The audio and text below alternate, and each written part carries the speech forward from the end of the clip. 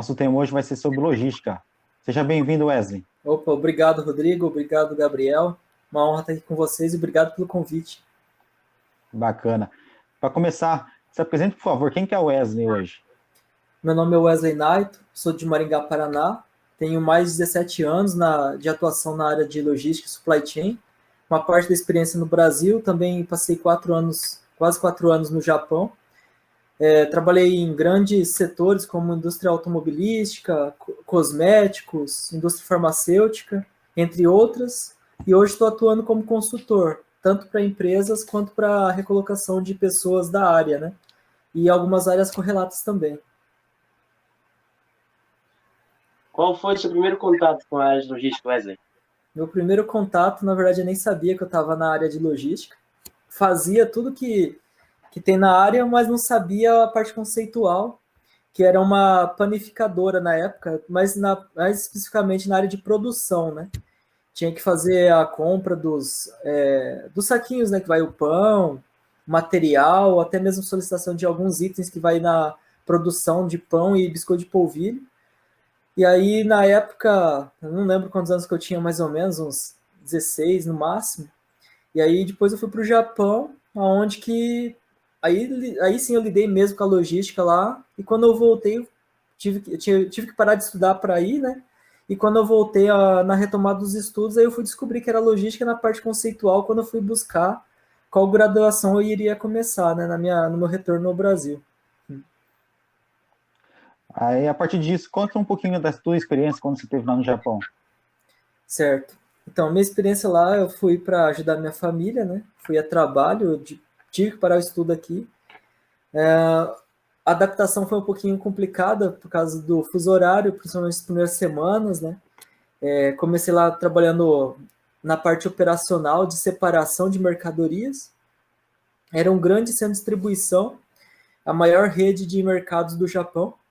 Tinham 3 grandes CDs e onde eu trabalhava era o principal, que era em Tóquio. Abastecia em média 400 a 600 lojas cada CD, né? E aí, como o Japão ele é um país extenso, ele não é, ele é de comprido, né, digamos assim, cada CD ficava numa ponta, né? Uma em Osaka, uma em Tóquio, que é o meio, e outra mais para baixo, lá na região de Aichi. E nosso CD, por ser o central, ele recebia mercadorias também de fora.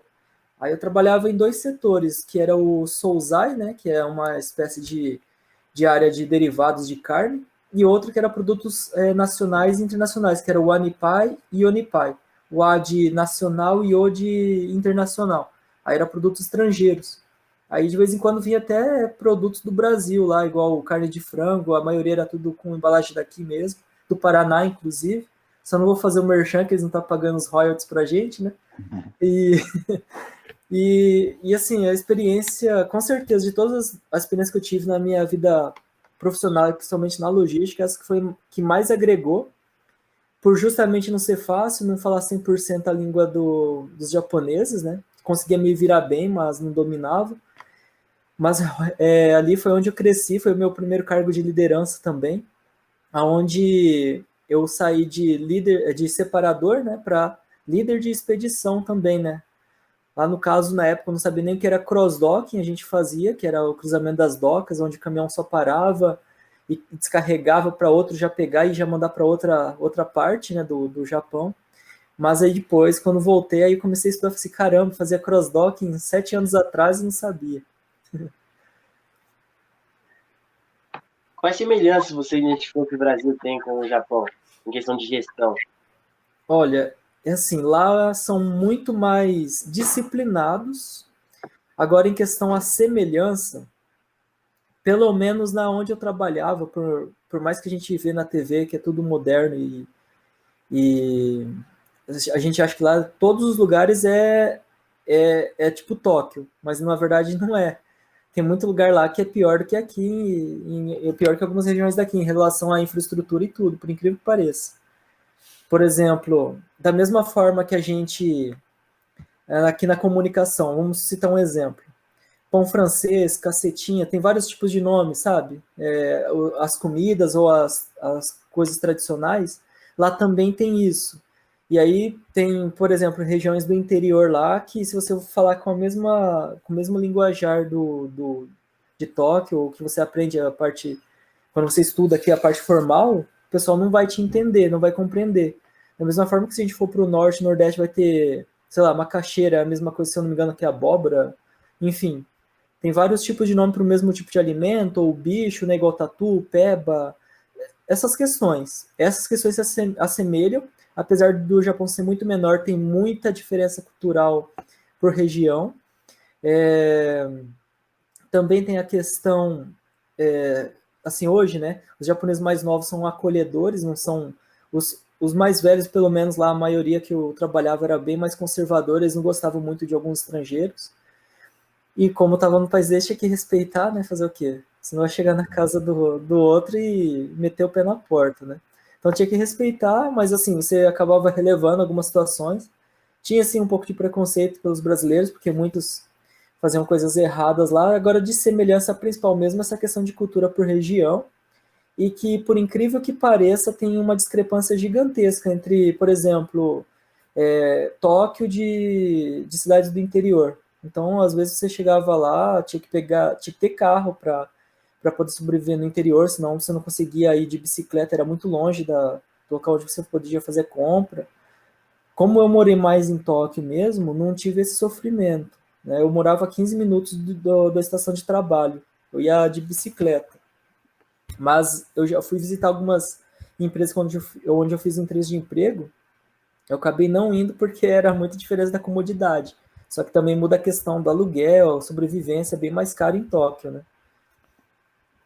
Então, mesmo em grandes centros, em países de primeiro mundo, também tem essa diferença entre a capital e o interior. Tem, muita. E também tem uma questão, assim, que eles têm uma visão deturpada da gente, né? Que quando eu tava indo, tinha um australiano, eu não entendi muito, mas eu consegui entender ele, né? Não conseguia comunicar, não sabia falar tão bem. Que ele pegou e falou para mim se era verdade que a gente andava de jegue e correndo das anacondas. Eu falei assim, cara, aquele é um filme, aquele é filme da anaconda é um insulto se você for estiver falando disso, cara. A gente tem São Paulo não é assim, Manaus que é dentro da Amazônia não é assim, onde lugar não é assim? Tem esses bichos mesmo, mas eu praticamente nunca vi, né? Então tem uma visão bem deturpada do Brasil. Os caras acham que todo mundo é índio, não desmerecendo, mas eles tinham essa visão, né? Ainda mais na época passou uma reportagem que eles descobriram uma tribo, sei lá se era nova, que eles nunca tinham visto, e passou essa reportagem lá na época. Eu falei assim, pronto. Agora você Pegou. junta o que eles acham com o que ele está vendo e acha que isso aí é a realidade geral.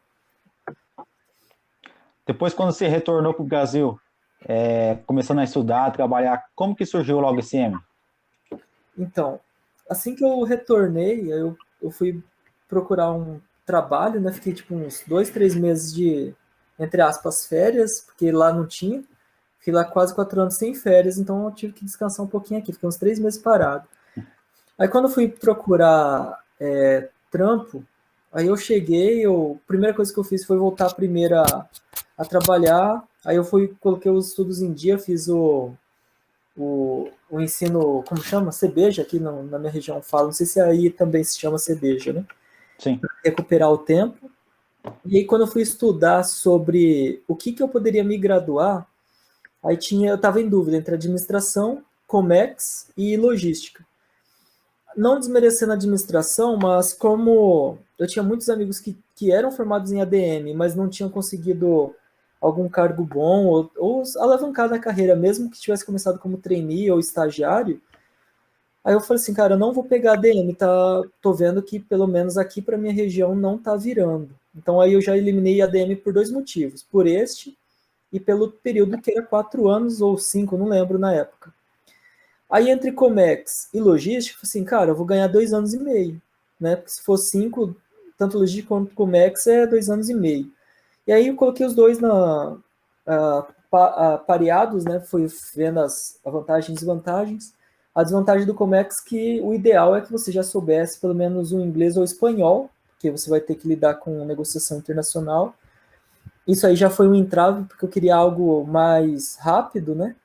E dentro da logística, de tudo que eu tinha estudado, que eu já tinha feito, tanto aqui quanto lá no Japão, eu fui vendo que as atividades, administração de estoque, gestão do transporte, tudo era mais alinhado com o que eu gostava de fazer. Aí, voltando no começo da entrevista, que eu fazia e nem sabia que era o que eu estava fazendo, que a parte conceitual da logística, né? Aí foi onde casou. Aí eu juntei e comecei a graduar. E aí, no primeiro dia de aula, eu lembro que meu professor de Fundamentos da Administração e Logística, ele colocou no quadro a palavra LOG, aí aquele E do Tom e Jerry, SCM. Aí eu falei, cara, que massa esse nome, né? Log SCM, que é de logística, a sigla já, né? De Logística e Supply Chain Management.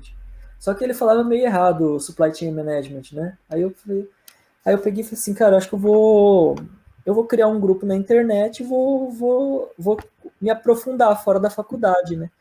Aí eu lembro que na época, quando eu estava quando eu tinha voltado, eu lembro que tinha um consultor de empresas que estava fazendo a consultoria na empresa que eu estava. Ele falou, Wesley, faz um LinkedIn para você. Naquela época eu já tinha feito, mas não era tão atuante. E ele falou assim, o LinkedIn vai mudar a sua vida. E realmente, de fato, mudou. Naquela época, ó, o WhatsApp ele tinha 50 pessoas por grupo, se eu não me engano, não dava para colocar mais que isso. Aí eu lembro que eu criei uma conta no LinkedIn e falei assim, escrevi assim, ó pessoal, deixe seu nome completo, região e o telefone, que naquela época não tinha os links que existe hoje, né? E eu vou adicionando aos poucos um a um e eu vou confirmando aqui. Aí como que eu fazia? O pessoal escrevia o nome, dava uma curtida, eu sabia que eu já tinha adicionado ela. Ia fazendo isso, ia fazendo isso. Aí adicionando ela no WhatsApp. A hora que completava 50, criava o grupo 2, 3. Cheguei a ter 14 grupos naquela época que tinha 50 pessoas. E aí eu fui criando uma rede, né? E tudo aquilo que eu estava aprendendo na faculdade, eu comecei a expandir em grau de conhecimento, né? Porque a hora que o professor chegava para falar de uma curva ABC, que naquela época eu não entendia tanto, e hoje eu presto consultoria nisso, entre outras coisas, todo aquele conhecimento que eu adquiria na sala, criava temas, postava nos grupos e no LinkedIn, e o pessoal debatia, eu fui aprendendo. Tanto que nessa questão de curva ABC mesmo, me ajudou muito, que daí eu pulei de estoquista B para estoquista A, depois para encarregado geral, né, líder do almoxarifado, assistente de compras, aí eu, quando não tinha mais para onde crescer dentro da empresa, eu fui para concorrente sendo comprador. Foi na época que eu entrei na faculdade. E aí, como eu já tinha uma expertise de um pouco mais de um ano na área de compras, mas eu já tinha toda a bagagem do almoxarifado também, eu lembro que nas aulas de curva ABC, por exemplo, eu acabava me destacando, porque era coisa que eu fazia no dia a dia. Só que reforçado as temáticas que tinha no grupo Log SM, tanto no WhatsApp quanto no LinkedIn. Wesley, depois que você voltou do Japão, como que surgiu o LogCM? Então, quando eu voltei do Japão, aí primeira coisa que eu fiz foi primeiro descansar um pouco, fiquei uns 3 meses parado. Aí quando eu consegui um trabalho, né, aí eu decidi que ia voltar a estudar. Aí eu fiz tipo aquele CBJ, né, para terminar mais rápido, que eu tinha parado no ensino médio, no caso, né, antes de começar a graduação. Aí eu fiz o Enem na época, tirei uma nota boa no resumo, no texto, né, na redação, e aí eu ganhei meia bolsa numa instituição de ensino aqui de Maringá. Aí eu estava indeciso em qual graduação eu queria fazer, daí eu coloquei na mesa assim 3: administração, comércio exterior e logística. Aí eu fui avaliar, vários amigos meus que eram formados em ADM não tinha tido tanto sucesso. Mesmo os que tivessem começado como trainee, estagiário, até aqueles que tinham conseguido entrar em empresas boas, mas conseguiram deslanchar com essa formação. Aí por isso eu decidi que não ia fazer ADM, né? E pela questão de tempo também, que se eu não me engano era 5 anos. Aí entre comércio exterior e logística, além de ter um pouco mais a ver com o que eu já fazia, só que igual eu falei no começo da entrevista, que a parte mais conceitual que eu não sabia que era o que era logística de fato, só fazia, né? Aí eu peguei e comecei a ver que logística tinha muito mais a ver com tudo que eu gostava de fazer e trabalhar. E também tinha a questão de que no Comex eu ia ter que ter pelo menos um inglês ou um mandarim ou espanhol, né? Porque você precisa de negociar externamente. Não que na logística não precise. Mas aquilo ali era uma exigência mais imediata. E como eu queria ganhar tempo pelo tempo que eu tinha perdido de estudo, no caso, né? Por ter ido para o Japão, aí eu optei por fazer logística. E aí, graças a Deus, eu acho que foi uma assertiva, tanto que hoje está bombando, né, principalmente do e-commerce agora. E coloquei muitas coisas que eu aprendi dentro da sala na prática e coisas dentro da prática agora também dentro da sala de aula, unindo as duas partes, a teoria e a prática, né? Faz 8 anos que tá, né? 7 anos, vai fazer 7 anos no final do ano. Estrategicamente coloquei no dia 14 de novembro, que é meu aniversário, para ninguém lembrar do meu aniversário e lembrar do log. Estratégico. No início foi um trabalho bem formiguinha, né? Você foi indo lá, foi adicionando cada um, né? Isso. Aí no começo como que iniciou o grupo? Quando eu trabalhava numa concessionária, foi o primeiro trampo depois que eu voltei do Japão, tinha uma consultoria atuando lá. E o consultor, ele falou assim, Wesley, você tem LinkedIn? Aí eu falei assim, cara, não sei o que é LinkedIn. Aí ele explicou, ó, é tipo um Facebook, só que para negócios, né? Eu falei assim, mas eu aqui, peãozão, dentro do estoque, eu vou poder fazer um LinkedIn para mim? Eu falei assim, cara, você tem que começar, uma hora você tem que começar. Começa de baixo, vai crescendo. E eu criei essa rede, e aí quando eu comecei a graduação, aí eu falei assim, cara, que massa, né? Eu vou criar uma rede no LinkedIn, criar um grupo, na época estava começando a surgir os grupos no LinkedIn, e no WhatsApp cabia no máximo 50 pessoas, né? Eu falei assim, nossa, eu vou criar isso aí, já que eu comecei a estudar, porque daí eu começo a perguntar para quem já está na área, né? Uma coisa é eu terminar o que eu estudei dentro da sala, esperar chegar outro dia dentro da empresa, aplicar e aprender sozinho. Outra coisa é perguntar para outras pessoas que têm 10, 15, 20 anos de experiência que possam compartilhar comigo, e eu vou acelerar para caramba esse conhecimento, né?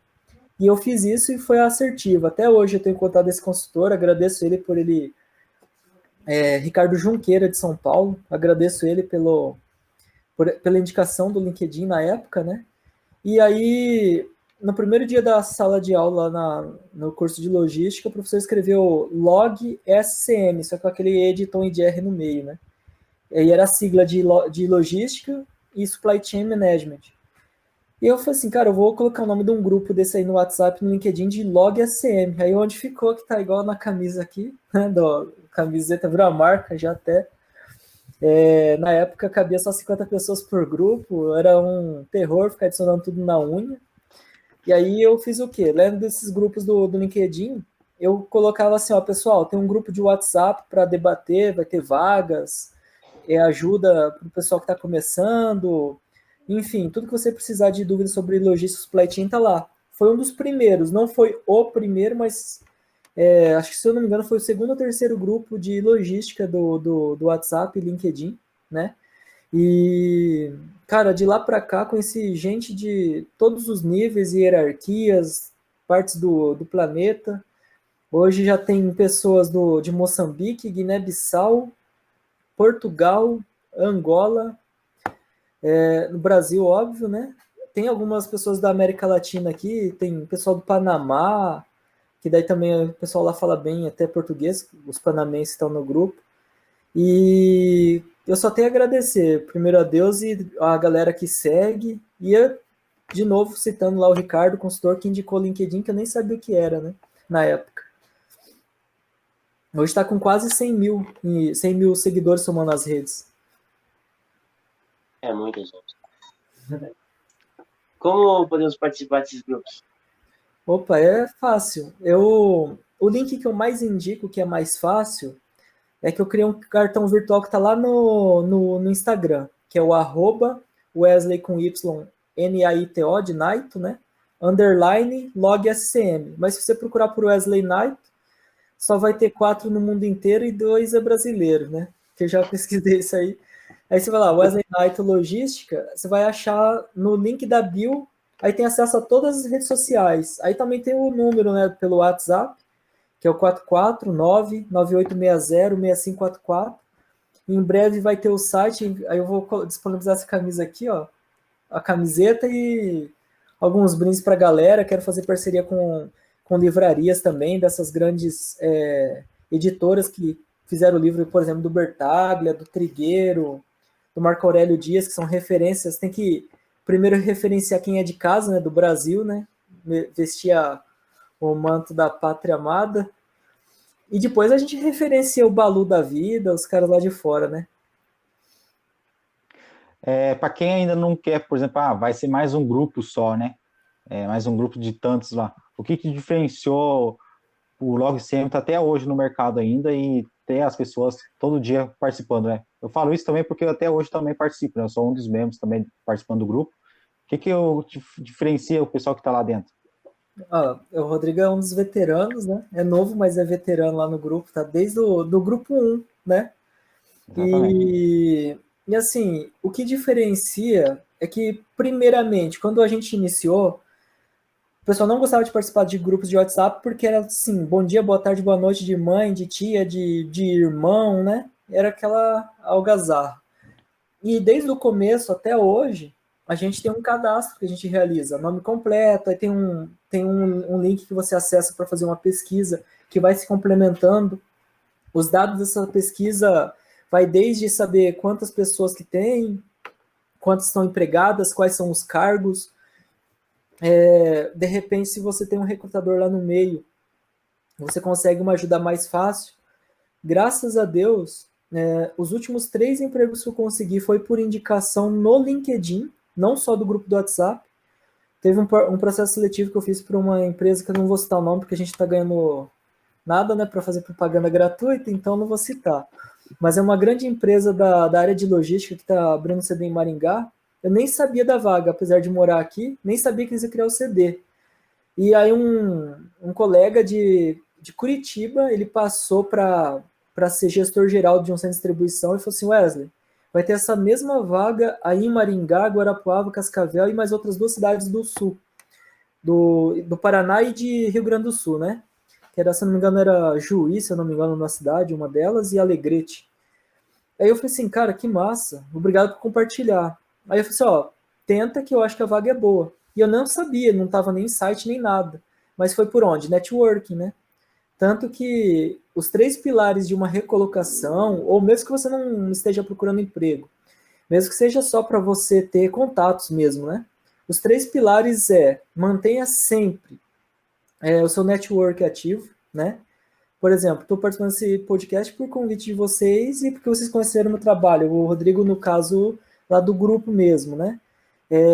Network, em primeiro lugar. Segundo, manter o LinkedIn ativo e sempre atualizado. E por último, o currículo. Igual eu falei, eu não quero procurar emprego, mas mantém ele atualizado. Vai que surge uma vaga que você não esperava, igual essa, por exemplo, e outras que eu já entrei. A última vaga que eu trabalhei como CLT, que foi numa indústria farmacêutica, é o 4º maior laboratório da indústria farmacêutica do planeta. E eu não sabia, nunca tinha ouvido falar o nome da empresa na minha vida. Mas é porque, geralmente as holdings, né, que é a junção de várias empresas, ela realmente tem um nome que não é tão conhecido, mas as marcas que compõem ela são conhecidíssimas. E às vezes você conhece uma ou outra, mas na verdade é um grupo. Então, deixa sempre o currículo atualizado, que não seja para recolocação, seja para informação, que daí você gera oportunidades. Igual esse link mesmo que eu deixei no Instagram, ele é uma espécie de cartão virtual. Só que além dele linkar todos os links de plataformas que eu utilizo, por lá é mais fácil da pessoa me adicionar no celular dela. Então, querendo ou não, eu estou tirando o empecilho da pessoa não me acessar. E quanto mais você se põe disponível nas redes, maiores as oportunidades vêm também. Então, tudo que você puder facilitar seu networking, essa é uma dica principal que eu falo, e esse é o segredo do sucesso do LogSCM. Seriedade, comprometimento, pessoas cadastradas para não entrar qualquer um lá falsificando nota nem nada, essas coisas, sabe? Tem um monte de gente que entra para fazer bobeira, né? E principalmente o conteúdo de alto valor agregado.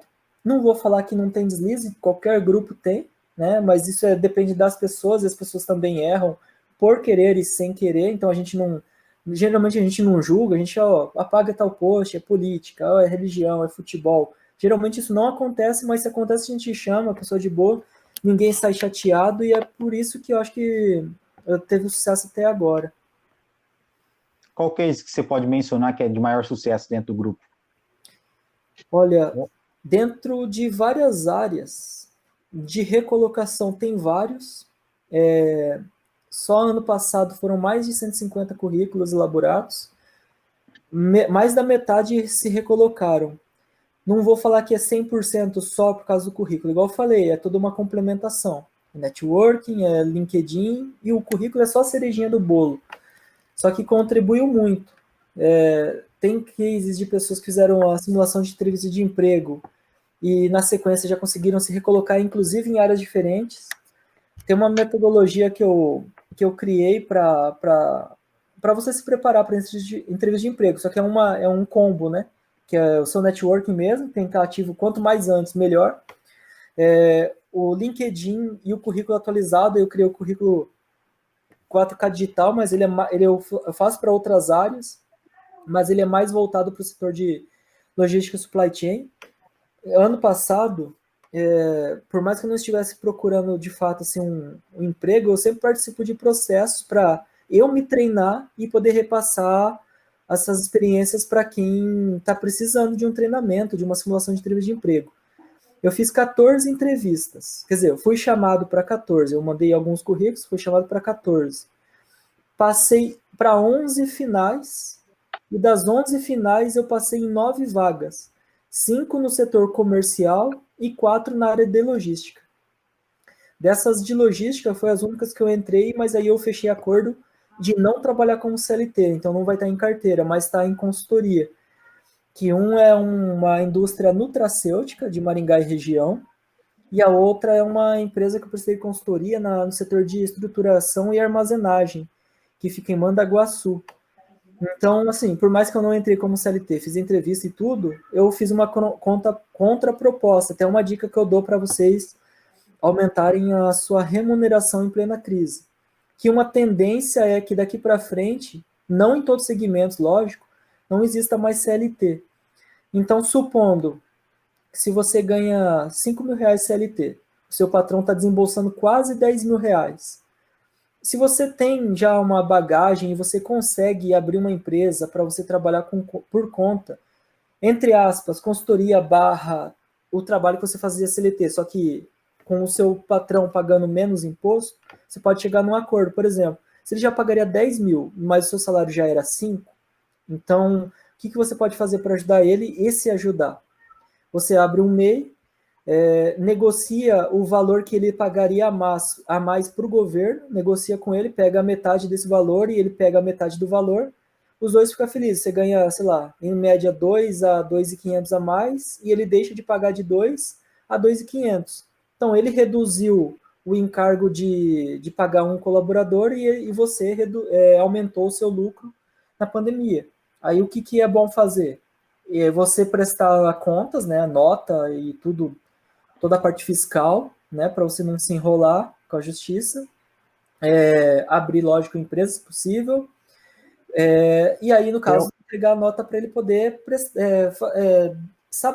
poder, como posso falar assim, ele poder também prestar conta, né, de onde ele está tirando esse dinheiro, né, para que ele está pagando, que é a sua nota, né.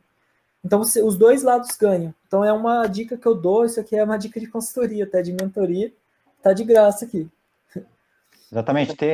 Às vezes o pessoal tem muito essa falsa impressão de sair da CLT, né? Só que a forma PJ também é muito vantajosa também, né? Para isso você tem que ter a orientação de um contador também que pode facilitar isso também para você, né?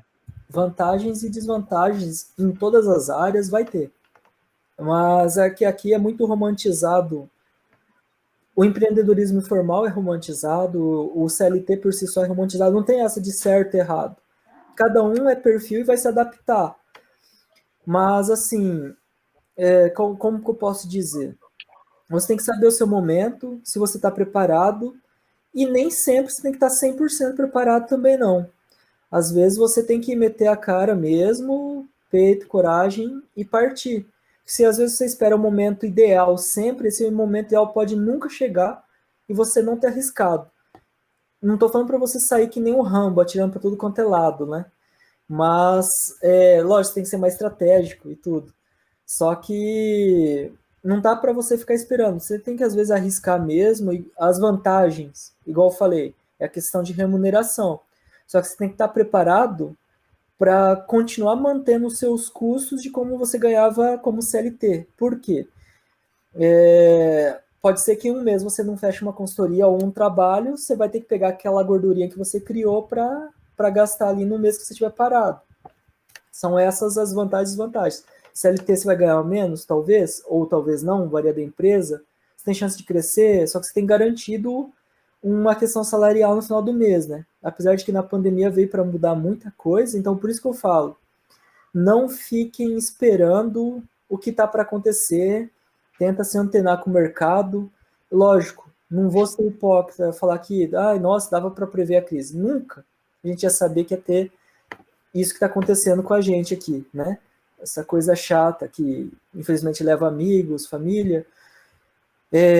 Mas outras coisas dá para prever. Por exemplo, está faltando embalagem no mercado. O que é o produto que está com maior dificuldade? Aço. Então, tudo que deriva de aço a gente está lascado, vai pagar mais caro. Né? Outra coisa que estava faltando, embalagem mesmo de papel, de plástico. O que vai papel e plástico? Tudo. Então se prepare, porque vai ficar mais caro arroz, porque a embalagem do arroz vai ficar mais caro, porque sempre leva em conta assim, ó. Isso aqui é uma coisa bem básica, mas é top e é bem simplificado. Por que o ouro é mais caro que a prata? A prata é mais cara que o bronze e o diamante é mais caro que tudo. Pela raridade. Você vai encontrar muito mais bronze do que prata, do que ouro e muito menos ainda diamante. Então, se você tiver um conhecimento raro, você pode considerar um conhecimento de diamante. E se você é uma das poucas pessoas que tem algo, que esse algo seja bom, é algo que você pode oferecer e agregar valor. Por quê? Se são poucas pessoas que sabem e você sabe, você tem que valorizar isso. E ninguém é melhor do que você mesmo para se valorizar. Não é à toa que se você tiver um problema cardíaco, você não vai no clínico geral, você vai no cardiologista, né? Que é o especialista. Tem menos especialistas do que clínicos gerais, não desmerecendo, mas é um fato, né? E a mesma coisa isso na sua área de atuação e de trabalho. Hoje a gente vê que a logística é um campo bem amplo, né? Ela está presente em tudo. Na sua avaliação, hoje os empresários estão olhando com atenção a logística? Olha, eu vou ser bem sincero, tá? Alguns empresários não vão gostar, mas eu vou falar a realidade sem ofender ninguém. Infelizmente, essa pandemia veio para justamente separar essas duas visões. A de quem valoriza e a de quem não valoriza. Umas valorizaram não pelo amor, mas pela dor do mercado. De não falir. Falei assim, não, agora eu preciso de ajustar minha logística. Eu preciso. Tanto que todo esse crescimento do e-commerce, das vendas online, que agora vai ter até live e-commerce, que é um tema novo, que é uma live que oferece venda durante a venda com produtos descontos durante o horário do evento. O que acontece? Muitos empresários não têm essa noção ainda de logística. Eu vou citar uma consultoria que eu fiz, que eu não vou falar o nome da empresa, mas lá é um exemplo clássico, onde eu não consegui aplicar 30% de tudo que era potencial para ser feito.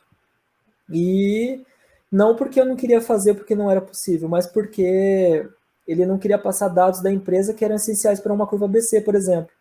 Que é coisas simples, giro, SKU, quantidade que sai por mês ou que compra por mês, valor do estoque para eu poder calcular. Uma coisa tão simples. E aí a gente teve que fazer a relayoutização, que é a acomodação do arranjo físico, onde ficava a mercadoria para melhorar o fluxo de giro. A gente teve que fazer pelo feeling dos colaboradores. Tipo assim, a mãe de Ná disse que isso aqui sai mais, aquilo sai menos e aquilo lá sai menos ainda. Foi organizado dessa forma, deu certo? Deu. Mas aí você, como consultor, você sabe que aquilo lá não era, digamos assim, o ideal. Né? Conseguiu, mas não chegou nem 50% do que era potencialmente plausível. Então, como é que você conseguiu lidar com a situação? Eu acredito que não deve ser, não foi só uma vez só, né? Isso deve acontecer meio que diariamente, não sei. Então, na verdade, toda vez que você for, seja trabalho, seja CLT, seja PJ, vai aparecer situações que não são agradáveis. E é aí que você vai ter que se diferenciar. Nem tudo que você quer vai acontecer, isso é fato. Isso é se iludir demais com o mundo, né? Não depende só de você, tem várias situações que vai destruir seu planejamento, aí você vai ter que partir para o plano B, C, D, enfim. Realmente, em várias empresas que eu fiz consultoria, aconteceu esses empecilhos, mas aí você tem que argumentar, e tem casos que você argumentando, estando certo, não importa. A pessoa não quer, não tem o que fazer. Você só consegue ajudar quem quer ser ajudado. Quem não quer ser ajudado, você só dá sugestão, ela acata ou não, e você deixa bem claro que ela vai arcar com a decisão que ela tomou, sendo boa ou ruim. Tudo é decisão. Então, toda ação vai gerar uma reação, boa ou ruim, você colhe o que planta.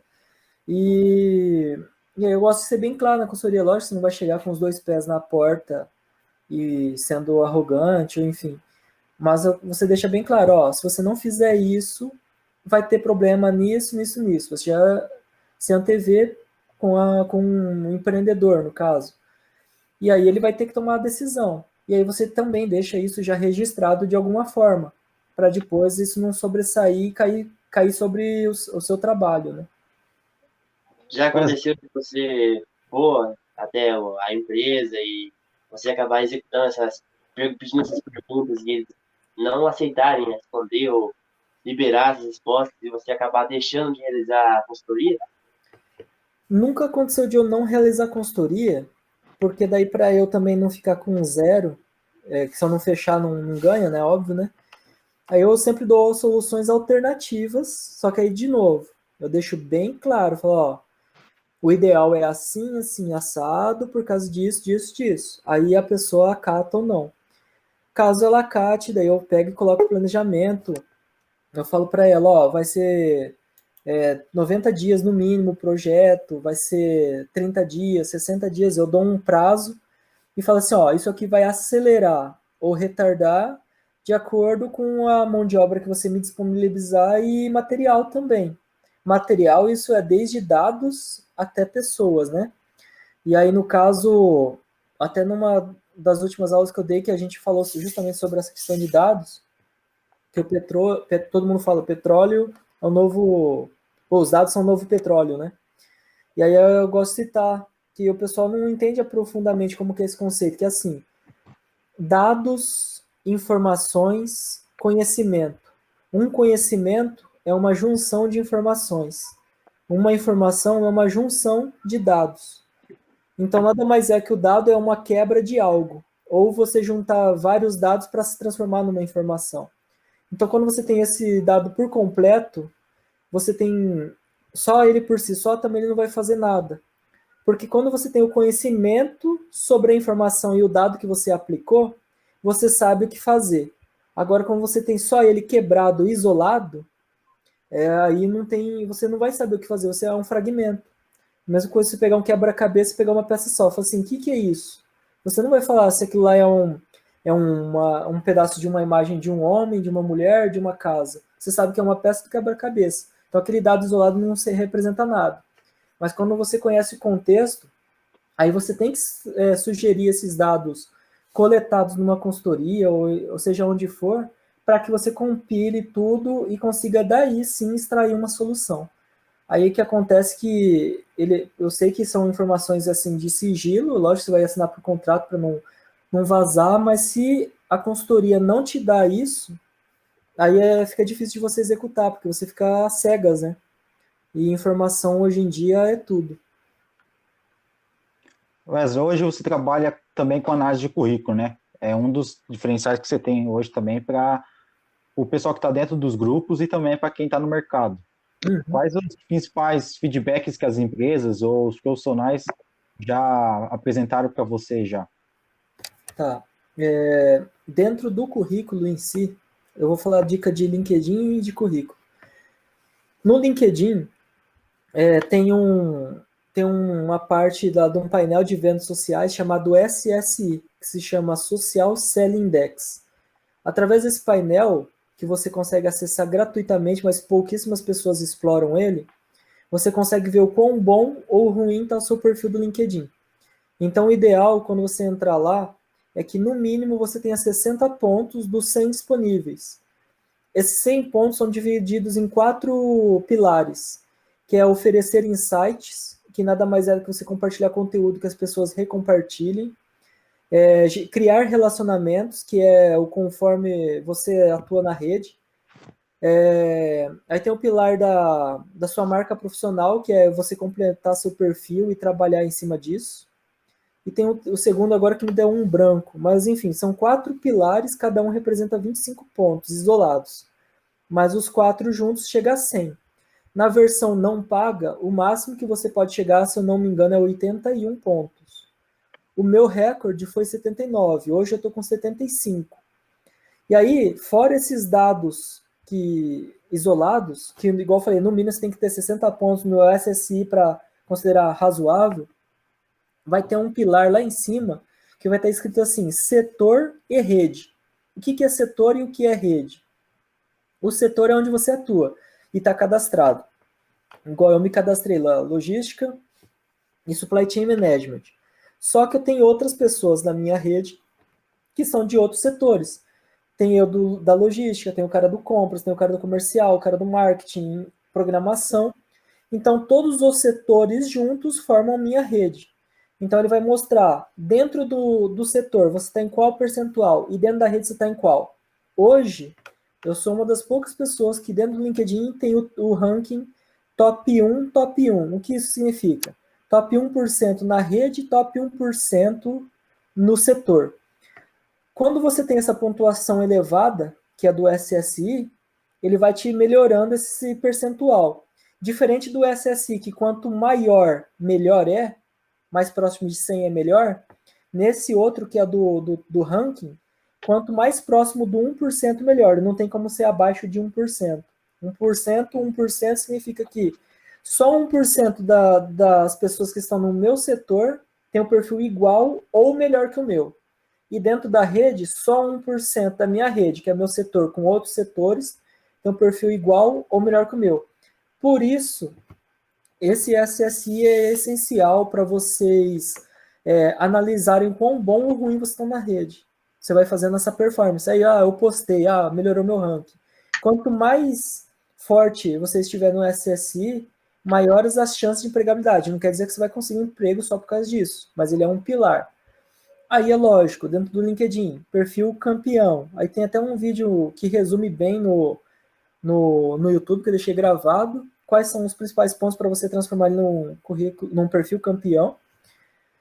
E aí, a dica que eu sempre dou de currículo, seja o mais objetivo possível, e eu coloco 5 pilares em cada experiência.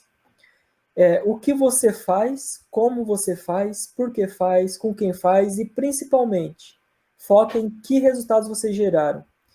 Porque você concorda que um exemplo, sou gestor de logística, eu vou contratar um auxiliar de expedição.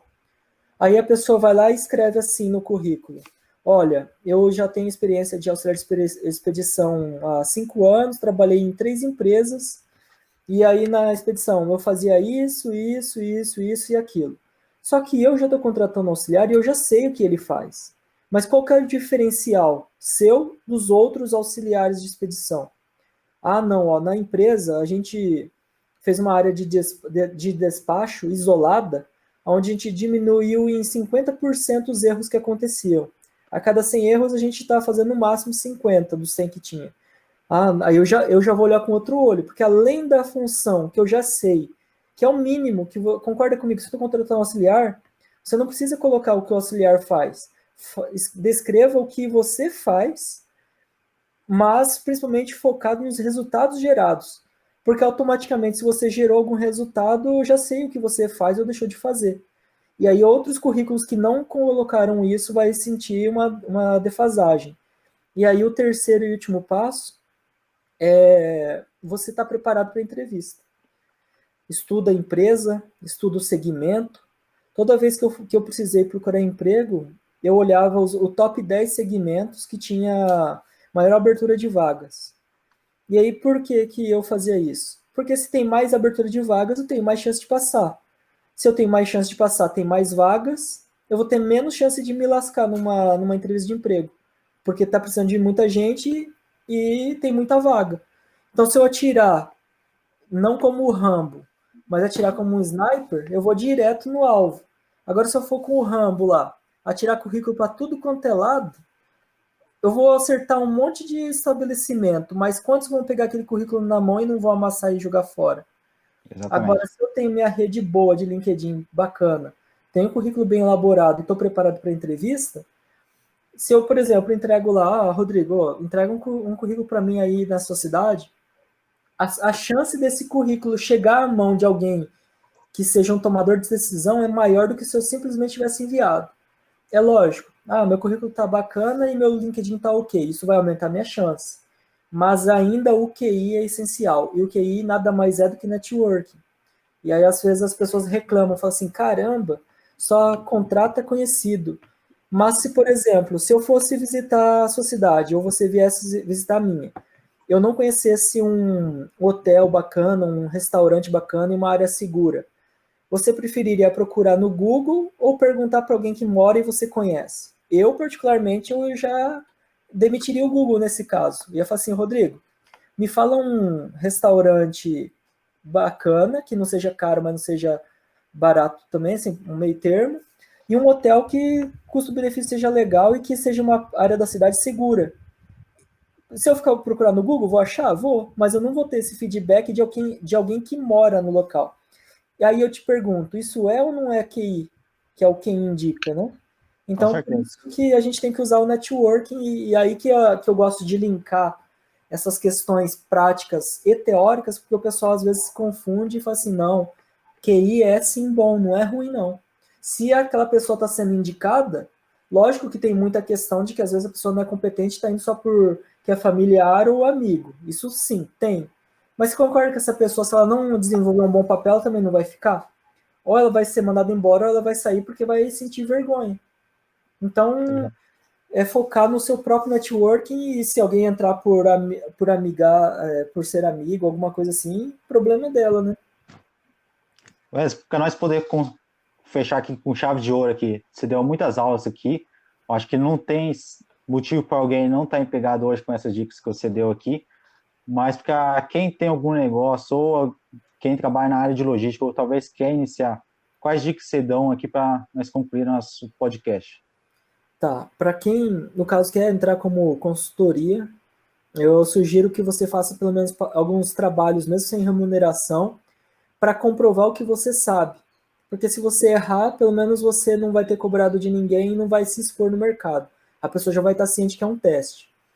Tendo esse teste validado ele, sei lá, tenta pelo menos mais uma vez nesse modelo, mesmo que seja um pouco desgastante, mas é o preço que você vai estar pagando pela experiência e nome no mercado.